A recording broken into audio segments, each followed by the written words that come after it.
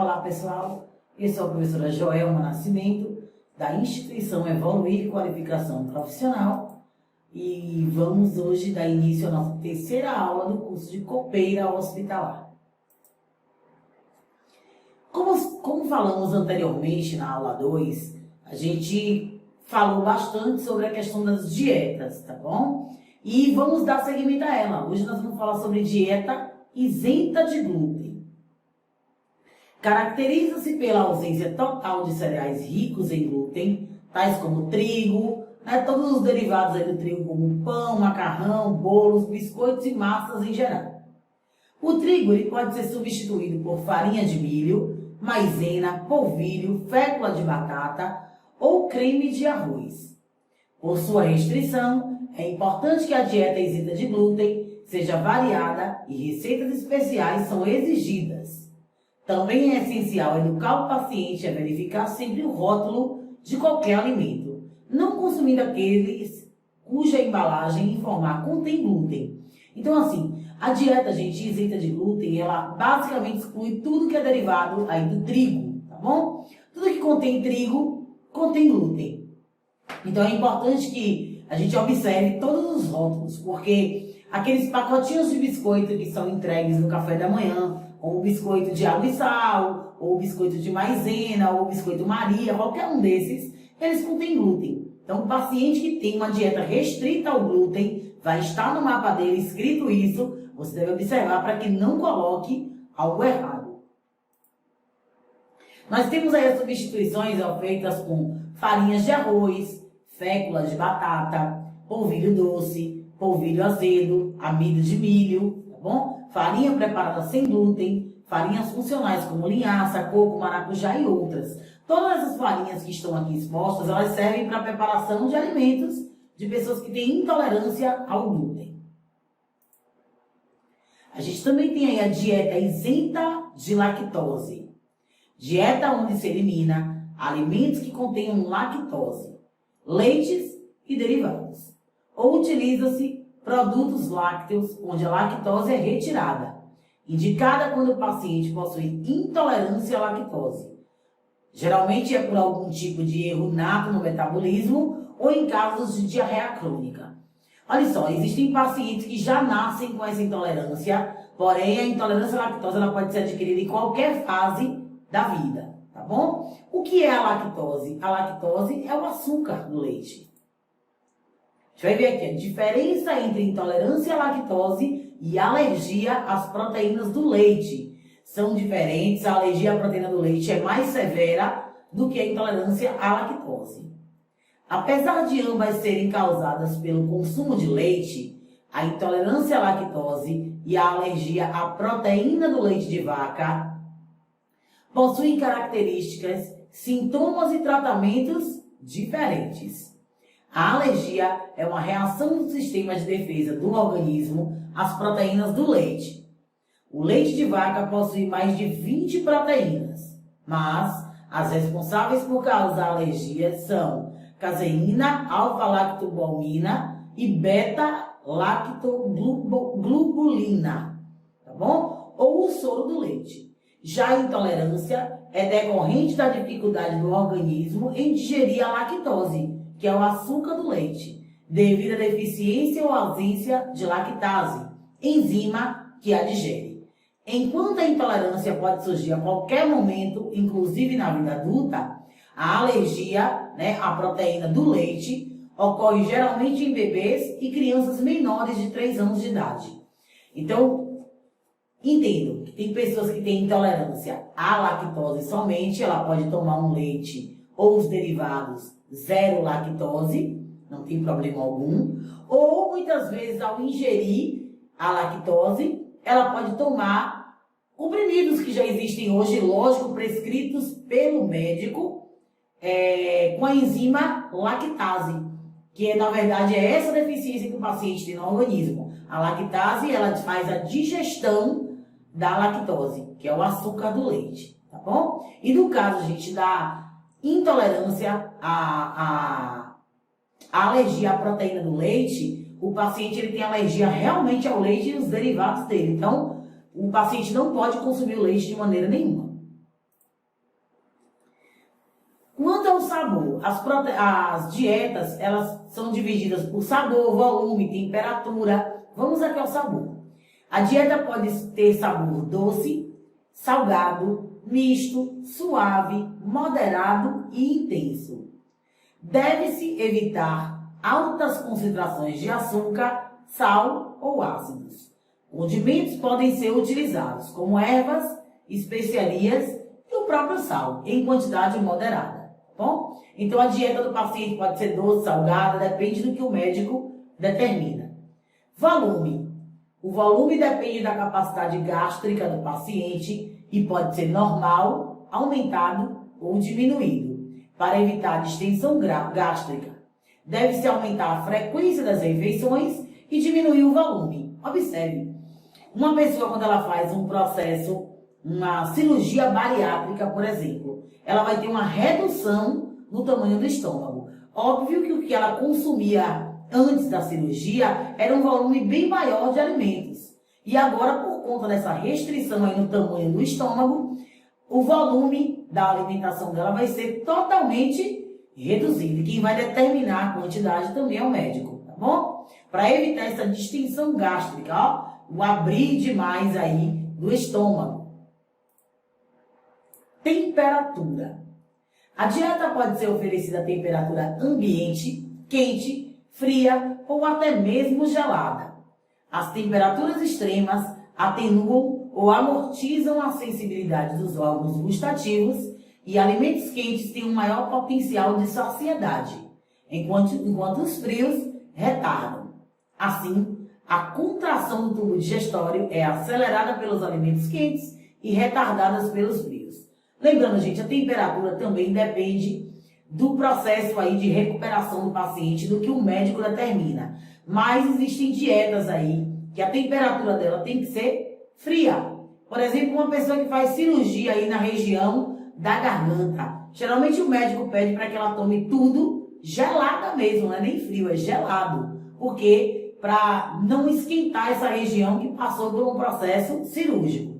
Bom, então a dieta ela pode ser quente, fria, gelada, temperatura ambiente, depende do que o paciente está tratando realmente. Modificações segundo o equilíbrio de nutrientes. Além de todos os critérios citados, a dieta ainda pode ser modificada segundo o equilíbrio de nutrientes. Por exemplo, a dieta poderá ser de restrição ou de acréscimo, que seria a que apresentasse restrição ou exclusão, ou aumento de quantidade, respectivamente, de um ou mais nutrientes, independente de sua consistência, volume e temperatura. Neste caso, as dietas poderão ser, vamos lá ver outros tipos de dietas que também a gente precisa aprender sobre elas. O que são dietas normocalóricas? Dietas com quantidades normais de calorias, dentro das necessidades distintas de cada paciente. Então, uma dieta normocalórica é aquela em que a quantidade de caloria é normal, tá bom? Nós temos a dieta hipocalórica, dieta restrita em calorias, ou seja, em quantidades abaixo do necessário. Sua função é produzir balanço energético negativo e, consequentemente, a perda de peso. Indicada para pacientes obesos ou em casos de doenças que requerem urgência médica em perda de peso. Não possui alimentos de alta densidade calórica. Então, uma dieta, gente, hipocalórica é quando o médico necessita que esse paciente perca peso de maneira rápida. Por exemplo, para fazer uma cirurgia do coração. Muitas vezes um paciente obeso dificulta esse procedimento. O médico sabe que em casa ele não vai cumprir a dieta. E muitas vezes ele interna o paciente e deixa o paciente nessa dieta até que ele perca a quantidade de peso e aí sim possa passar pelo processo cirúrgico. Dieta hipercalórica. Dieta com quantidade aumentada de calorias, ou seja, em quantidades acima do valor energético total do paciente. Tem a função de gerar balanço positivo e, consequentemente, ganho de peso. Indicada para pacientes em subnutrição.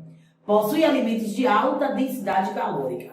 Pronto, quando um paciente chega desnutrido, a um hospital e o médico interna esse paciente, provavelmente ele vai passar uma dieta hipercalórica para ganho de peso, porque ele está com peso abaixo do normal. Normoproteica, dieta que possui quantidades normais de proteínas, segundo as necessidades distintas do paciente. Aí o médico vai fazer também essa dieta com a quantidade de proteínas. O médico nutricionista ou nutrólogo, tá bom? Ele vai fazer uma dieta normal quando o paciente não tem nenhum tipo de problema. Então a quantidade de proteínas é normal, normo de normal, tá bom? Normoproteica. Nós temos a hipoproteica, possui quantidades diminuídas de proteínas em caso de insuficiência renal crônica, sem diálise, por exemplo. É composta por doces à base de frutas, mel e vegetais, indicadas também para pacientes com encefalopatia hepática ou outra patologia cujo catabolismo proteico possa interferir na evolução positiva do quadro clínico. Pronto. Um paciente, gente, que ele tem problema renal, ele tem que comer quantidade reduzida de proteína. Então a gente vai tirar as proteínas, a gente vai encontrar bastante no ovo, nas carnes, não é verdade? Então esse alimento vai ser diminuído da dieta desse paciente, porque ele possui problemas que, se consumir em excesso proteínas, ele vai acabar tendo maiores problemas. Então, o médico, o nutricionista aí vai diminuir, é chamada de dieta hipoproteica. Dieta hiperproteica, aí já é a dieta com quantidades aumentadas de proteína, a fim de produzir balanço positivo de nitrogênio. Existe a necessidade de maior oferta proteica em caso de desnutrição, reparos teciduais, melhora do sistema imune, entre outros. A relação caloria-proteína deve ser suficiente. A dieta hiperproteica, gente, ela vai aumentar a quantidade de proteínas, a ingestão de alimentos que são ricos em proteínas, principalmente em caso de pessoas que tenham aí, desnutrição e reparos teciduais, tá bom? Então, os médicos, como eu já falei, sempre toda dieta é acompanhada de médicos e nutricionistas. Vocês só precisam saber para entender que na hora da montagem do prato vai estar escrito lá no mapa do paciente que ele está numa dieta hiperproteica, ou seja, a quantidade vai ser aumentada na proteína desse paciente. Normoglicídica, dieta em quantidades normais de hidratos de carbono, que são os carboidratos, açúcar e glicose, conforme as necessidades distintas em cada paciente. Então, o paciente que não tem problema nenhum, é a dieta normal, glicidicamente falando, né? Rica em carboidrato, açúcar e glicose, é de acordo com a necessidade diária de cada paciente. Uma dieta normal. Hipoglicídica, possui quantidade de carboidratos reduzidas, cujo principal objetivo é diminuir a quantidade destes, sem diminuir necessariamente as calorias. Um exemplo é a dieta para o diabético, que é pobre em glicídios simples, em destaque a sacarose, que é o tradicional açúcar de mesa. Pronto, a dieta hipoglicídica é aquela que é pobre em açúcares, tá bom? Em carboidratos. Porém, ele possui a mesma quantidade, às vezes, de calorias que uma dieta normal. A dieta hipoglicídica é muito recomendada aí para os diabéticos. A dieta hiperglicídica, dieta com quantidade aumentada de carboidratos. Nós temos a normolipídica, possui quantidades normais de gorduras, segundo as necessidades individuais de cada paciente. Os lipídios mais conhecidos são representados pelos óleos e pelas gorduras e têm basicamente função energética da mesma forma que os carboidratos. Então, os lipídios são as gorduras e ela pode ser uma quantidade normal quando ela é chamada de dieta normolipídica. Nós temos as dietas chamadas de hipolipídica. Dieta pobre em gorduras, principalmente saturadas, indicadas para pacientes com hipercolesterolemia, ou seja, colesterol alto, né? Os cardiopatas e os obesos. Então, uma pessoa que tem colesterol alto, provavelmente a dieta dela vai ser pobre em gordura. Quase que gordura nenhuma. Hiperlipídica, dieta com uma boa quantidade de gordura, principalmente de triglicerídeos de cadeia média, geralmente indicada para tratamento de desnutrição grave. Nem sempre pode ser associada à hipercalórica, pois pode ser ajustada de acordo com as necessidades do paciente, enfocando apenas a maior oferta de gorduras de boa qualidade. Então, a dieta hiperlipídica, gente, é uma dieta rica em gordura. Porém, não pode ser as gorduras ruins, né? A gente está falando aqui da gordura boa. Onde eu encontro gorduras boas, né? Gordura de boa qualidade nas castanhas, nozes, amendoim, também em algumas frutas como o abacate, que é rico em gorduras boas, no ômega 3 que a gente encontra no peixe e assim por diante, tá bom? Então, a hiperlipídica é uma dieta rica em gordura, porém gordura de boa qualidade. Hipossódica, dieta pobre no eletrólito mineral sódio, que é o sal, tá bom? Presente em grande quantidade em diversos tipos de alimentos, como, por exemplo, alguns tipos de adoçantes, alimentos embutidos, enlatados, conservas, dentre outros. É indicada para pacientes hipertensos, cardiopatas, com retenção de lípidos, dentre outros. Então, uma dieta hipossódica é uma dieta pobre, gente, em sal. Então, o sal não está somente na forma sal, mas ele aparece em diversos alimentos, inclusive aí em adoçantes, tá bom? Quanto mais sódio tiver na composição desses alimentos industrializados, mais sal ele contém. É importante que as pessoas aprendam a comer de maneira saudável. Então, quanto mais industrializado são os alimentos, maior quantidade de sódio você vai estar ingerindo por dia. O correto é que se consuma mais alimentos in natura, frutas, legumes, vegetais, bom, para diminuir essa quantidade de sódio. Dieta rica em potássio. Dieta contém alimentos fontes de potássio. A carência de potássio é comum em pós-operatórios e má nutrição. O potássio é capaz de diminuir os efeitos do sódio no organismo, grande responsável pelo aumento da pressão arterial. A gente precisa consumir muitas vezes alimentos ricos em potássio no pós-operatório quando a pessoa está mal nutrida, ela está com uma subnutrição, tá bom? Onde eu encontro potássio? Banana é um dos primeiros alimentos aí que a gente vai sempre citar. A banana é riquíssima em potássio, porém existem diversos outros. Nós temos dieta pobre em potássio. Dieta com teores reduzidos de potássio. Esse tipo de dieta pode ser administrada em casos, por exemplo, de doenças renais. Pessoas que têm problema nos rins, ela tem que evitar o consumo excessivo de potássio. Nós temos dieta rica ou pobre em fibras. A escolha dessas dietas depende basicamente da motilidade intestinal do paciente. Quanto maior for a quantidade de fibras, maior é a motilidade intestinal. E quanto menor for a quantidade de fibras, menor é o esforço gastrointestinal. Motilidade, gente, é o movimento desse intestino aí, tá bom? A dieta com baixo teor de fibras é indicada para problemas no trato gastrointestinal e cirurgias de cólon.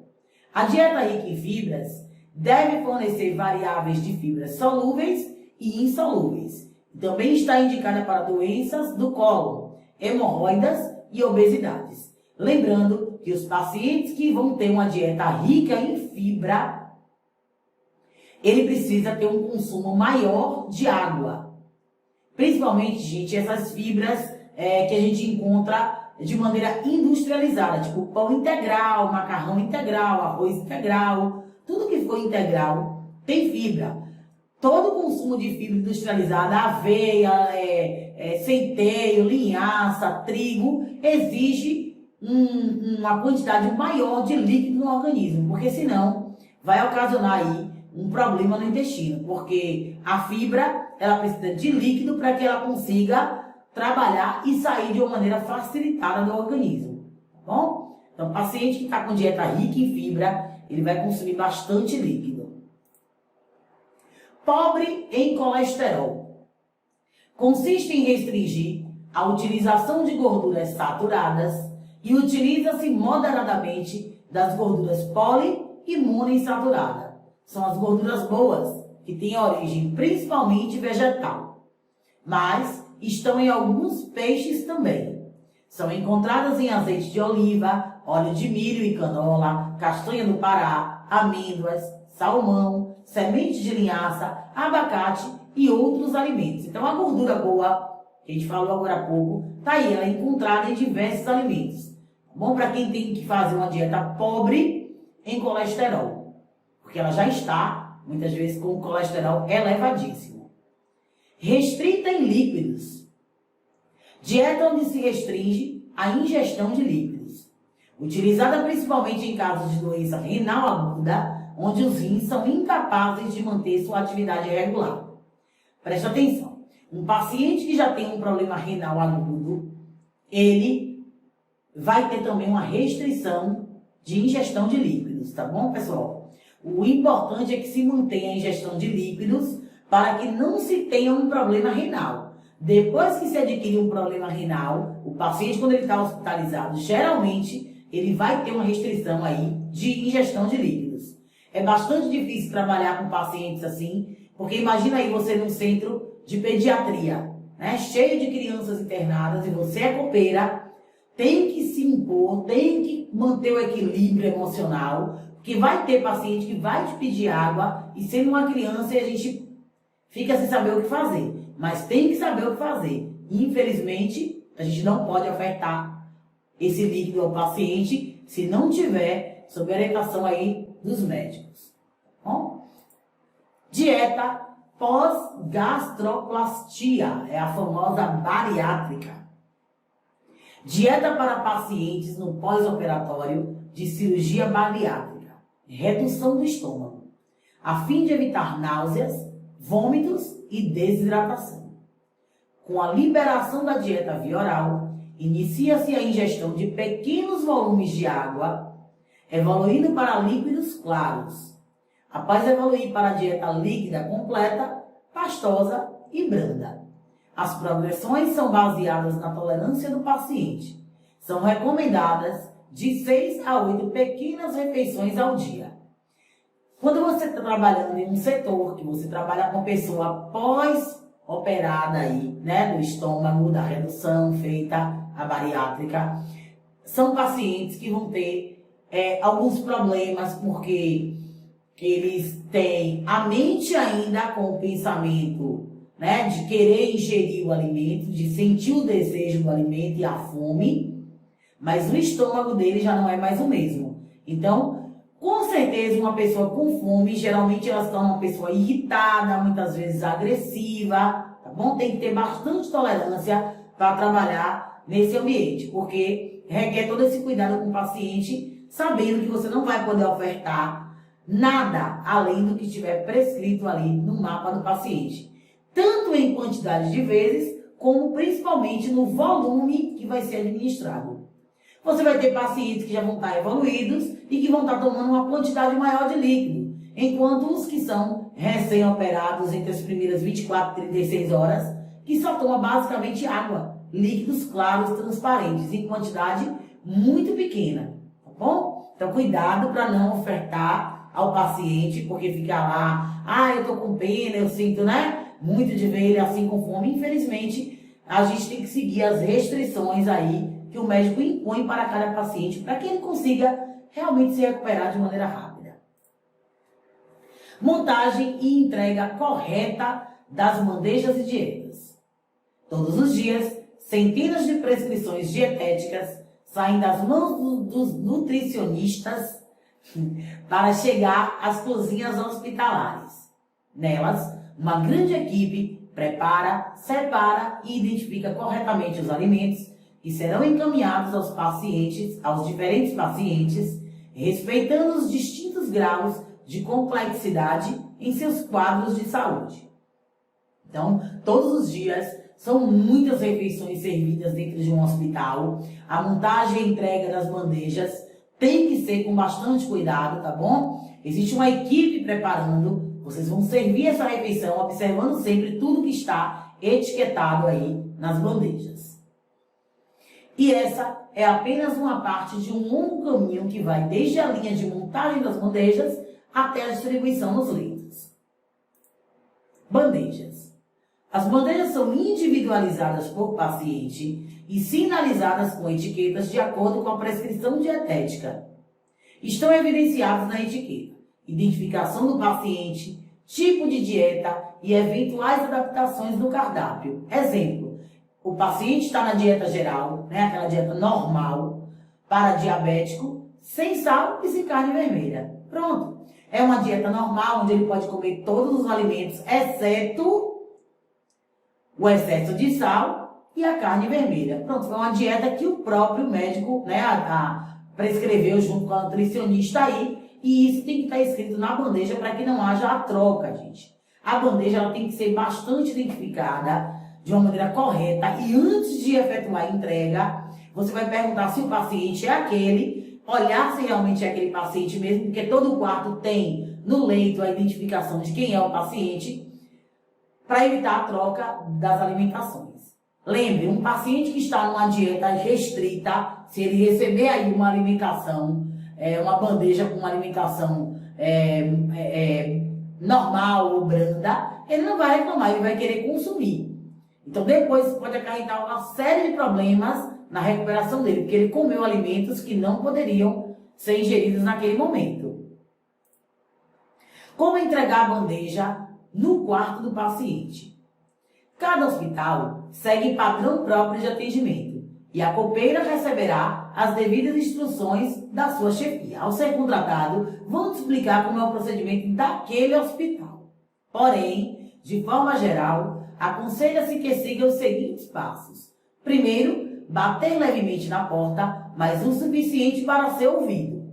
Gente, hospital, geralmente, principalmente os particulares, todos têm no quarto ar-condicionado. Então, essa porta vai manter-se fechada o tempo inteiro por conta da refrigeração. Então, é importante bater para anunciar a sua entrada. Aguardar alguns instantes e entrar suave e lentamente com a bandeja que irá levar até o paciente. Então, confere qual é o paciente daquele quarto, olha se na bandeja está tudo ok, e aí você bate e entra com a bandeja. Dizer com licença, senhor ou senhora. Utilize sempre os termos senhor ou senhora, é uma questão de respeito e não de envelhecer as pessoas.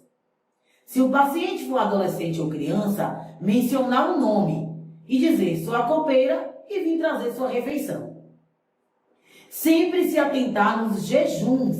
Quando o paciente estiver em jejum, sempre terá uma placa de aviso. Tem paciente que está no jejum total. Lembra que a gente viu que entre as primeiras 24 e 36 horas, tem paciente que não come absolutamente nada. É chamada de pós-operatório, ele vai estar em jejum. Quando esse jejum é liberado, vai vir também para o mapa do paciente informando quais são os alimentos que ele já pode consumir. Dizer com licença e sair do quarto. Fechar a porta com cuidado. Então é importante evitar bater a porta, fazer barulho. Casos especiais, como os abaixo citados, devem ser verificados com sua chefia qual procedimento deverá seguir.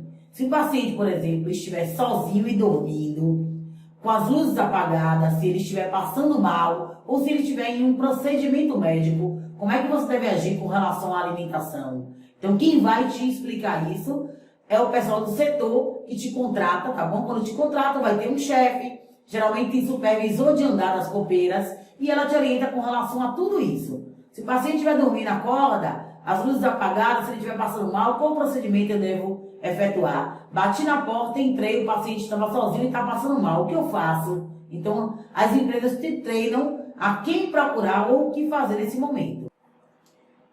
De forma geral, a copeira hospitalar deve sempre utilizar as expressões senhor, senhora, doutor, doutora, bom dia, boa tarde, boa noite, por favor, com licença, entre outros. As regras de polidez educacional é importantíssima para que a gente utilize no ambiente de trabalho. Então, use as regras educacionais, de dar bom dia, boa tarde, boa noite, cumprimente as pessoas E também use o tratamento adequado para cada pessoa. Evite intimidade e aproximação excessiva com os médicos, tá bom? Trate sempre ele como doutor, doutora, nunca chame pelo próprio nome. Por mais que você já trabalhe há anos na empresa e conheça aquele médico, sempre utilize o termo doutor e doutora. Sempre que se dirigir ao paciente, olhar nos olhos durante o atendimento. Pessoal, dê atenção ao paciente. Quando a gente está atendendo uma pessoa, é importante que a gente encare, olhe ela nos olhos e ela entenda que você está ali para realizar, né, o seu trabalho e atender ela com cordialidade, com cuidado. Então, olhe para o paciente. Nunca responda o paciente estando de costas, está pegando uma bandeja. Parece que você não está dando atenção alguma ao paciente.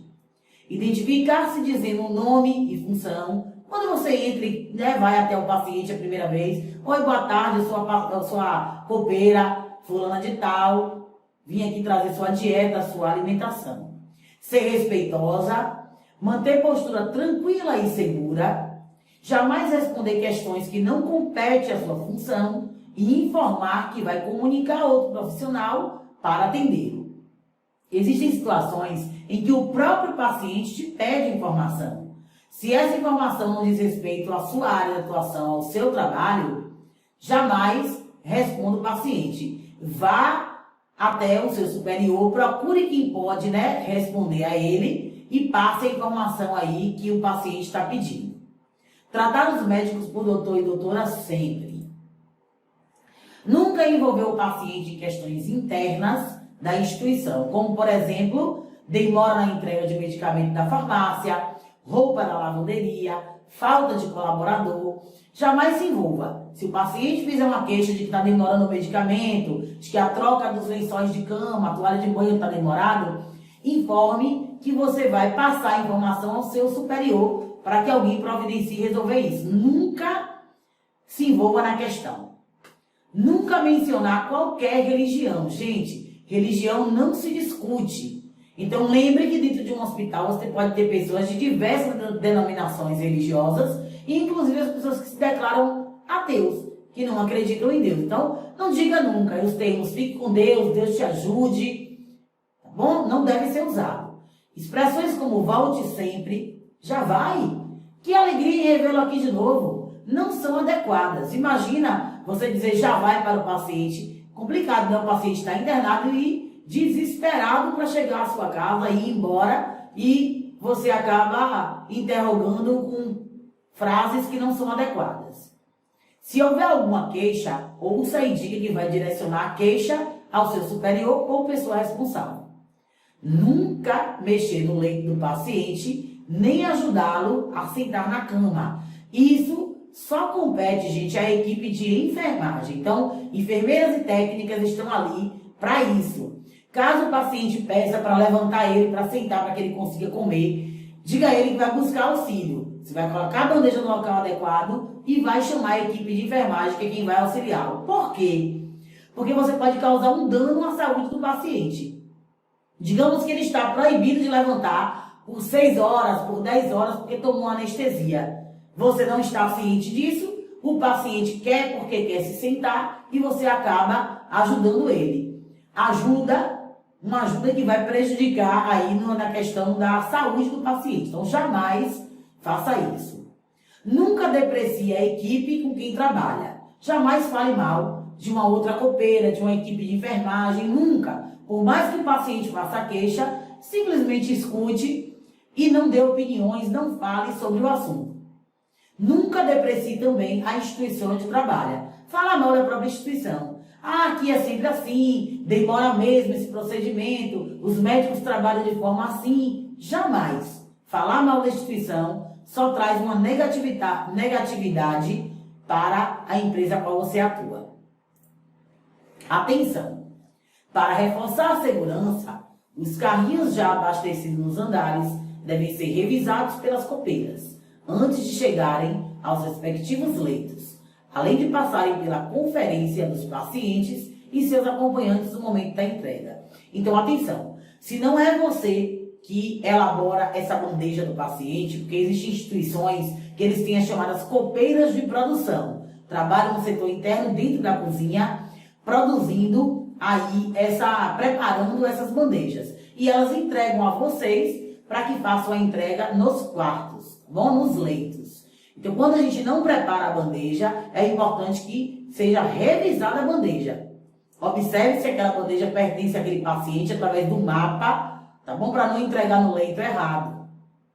E ao chegar ao quarto, falar o nome do paciente. Se tiver um acompanhante, pede para que faça a verificação também. Os carrinhos.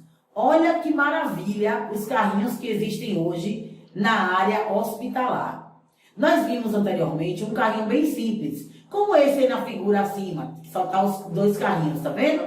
Eles são carrinhos mais simples, que coloca-se as bandejas encaixadas ali, porém eles não são térmicos. São carrinhos que a gente tem que ter uma agilidade bem grande para que o alimento não chegue frio até o leito do paciente.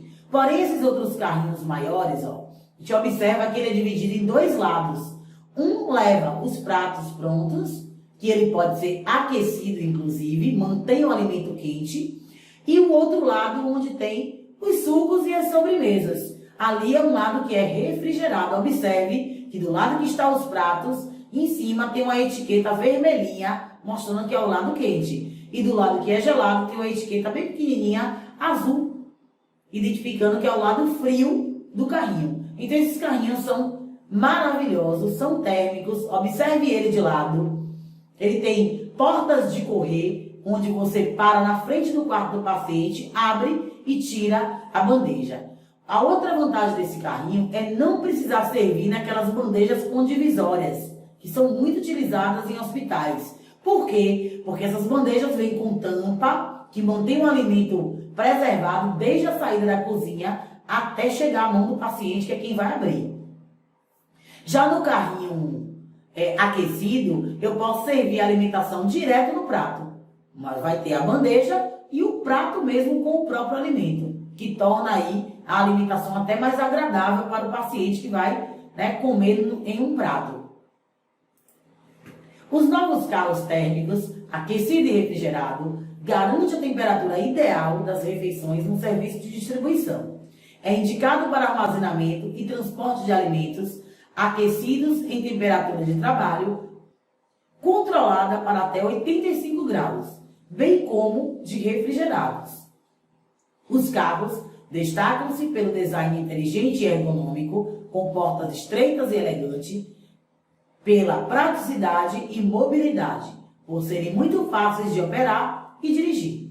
As rodas giram individualmente, permitindo fazer curvas em ângulos muito fechados, o que facilita entrar em elevadores, estacionar em locais estreitos e trafegar em corredores em linha reta com absoluta estabilidade e suavidade sem esforço do operador. Ou seja, a copeira hospitalar ou o copeiro, ele não faz esforço em estar empurrando o carrinho. Porque ele é um carrinho que você tem como manusear a forma dele andar, ele anda praticamente sozinho. Você aperta e ele vai andar, você solta e ele para. Então é muito prático. As vantagens são muitas. O carrinho mantém a temperatura quente e fria dos alimentos até a entrega ao paciente. Os tempos de entrega dos alimentos diminuem, evita a manipulação de alimentos fora da zona da cozinha, ou seja, depois de abastecido o carrinho, só vai tocar no alimento para fazer a entrega ao paciente. Pode trabalhar com qualquer tipo de louça, assim você não precisa mudar nada nas operações atuais. Então todos os pratos que são utilizados, bandejas, tudo pode ir no carrinho que é aquecido e refrigerado. É muito simples de operar, as dimensões são ideais para pequenos espaços, não aquece a sua superfície exterior. Mesmo o carrinho sendo aquecido na parte de dentro, do lado de fora a copeira não vai ter acesso a essa temperatura, não fica quente do lado de fora. É fácil de higienizar para a copeira poder limpar tudo depois que termina o serviço e é extremamente silencioso, evitando assim o barulho no corredor aí do hospital. Como norma de segurança sanitária, as refeições só podem ser consumidas em até 2 horas após a entrega, devendo ser descartada logo após, devido ao risco de contaminação e proliferação de micro-organismos. Então lembre que após servir a alimentação no quarto, Você entregou, tirou do carrinho, todo o processo foi perfeito, desde a cozinha até chegar à mão do paciente. Caso o paciente não consuma em até 2 horas, ao passar retirando os alimentos, esse alimento vai ser descartado, jogado no lixo. Tá bom? Está impróprio para o consumo. Equipamentos de segurança na copa hospitalar. O uso de equipamentos de proteção individual, que é o EPI, né? Equipamento de proteção individual, na área da saúde, contribui para o profissional realizar técnicas corretas na assistência ao paciente, o que implica na melhoria da qualidade da assistência. Além disso, protege o trabalhador de riscos suscetíveis de ameaçar sua segurança e saúde. Então é importante que vocês entendam que é obrigatório o uso de equipamento de segurança. Bom, luvas. As luvas são muito utilizadas na cozinha. Além de proporcionar proteção e segurança para mãos e punhos contra cortes e queimaduras, elas também evitam o contato de contaminantes com os alimentos. Aí nós temos 2 tipos de luvas. A de vinil, modelo descartável, é ideal para atuar na seleção de alimentos, proporcionando higiene no contato com produtos e até mesmo em seu preparo. A luva de vinil, gente, é aquela luvinha que a gente chama luva de médico, tá bom? Que ela é descartável, emborrachada. Coloca quando for manusear alimentos, quando for servir e principalmente, pessoal, quando for retirar as bandejas do quarto. Bandejas, copos, talheres, lembre, o paciente que está ali hospitalizado, ele pode estar com uma doença, por exemplo, infecciosa, que ela pode ser transmitida a outras pessoas. E você acaba tendo contato com esse talher, com esse copo e pode se contaminar, tá bom? Então o uso da luva é importante. Luva térmica. Fabricada em silicone, é um modelo impermeável que suporta temperaturas de até 250 graus. Ideal para manusear panelas, assadeiras e jarras quentes. Para evitar que se queime caso esteja manuseando algum alimento em temperatura muito alta. Touca. Nós temos 2 modelos aí. O modelo descartável, confeccionado em TNT, com elástico nas extremidades, que proporciona proteção contra a queda de cabelo nos alimentos. E tem também o que é de tecido, tá bom? A touca que é de tecido. Você vai utilizar essa touca e ela vai ser lavada e reutilizada outra vez quando ela é de tecido. Quando ela é de TNT, ela é descartável. Máscaras. Máscaras descartáveis, confeccionadas em TNT, evitam a salivação ou transmissão de doenças. Além disso, é um modelo prático e muito higiênico. As máscaras, gente, descartáveis são utilizadas pelas copeiras, principalmente porque ela vai ter que falar com o paciente. Ao falar, a gente acaba salivando, né? Gotículas de saliva são lançadas e isso pode contaminar o alimento do paciente. Então, sempre que estiver em contato com o paciente, tem que estar utilizando a máscara de proteção. Propé. Também confeccionado em TNT, este produto descartável é colocado sobre o calçado, evitando que sujeiras vindas da rua entrem na cozinha industrial. Quando o produto usado pela copeira não é descartável, é necessário higienizá-lo sempre que possível. Cuidar bem dos itens de proteção para tornar o ambiente ainda mais seguro e livre de contaminações. Então, a copeira que utiliza o acesso à cozinha, ela precisa utilizar o propé. O propé é esse calçado descartável, você coloca sobre o sapato, para que você possa adentrar a área da cozinha e não levar contaminantes através da sola do seu sapato. Bom, tem empresa também que não utiliza descartável, ela utiliza de tecido, você veste ao entrar na cozinha e retira na hora de sair. E isso tudo é colocado na lavanderia, muitas vezes do próprio hospital, para que seja higienizado. Nós vamos falar sobre o fardamento.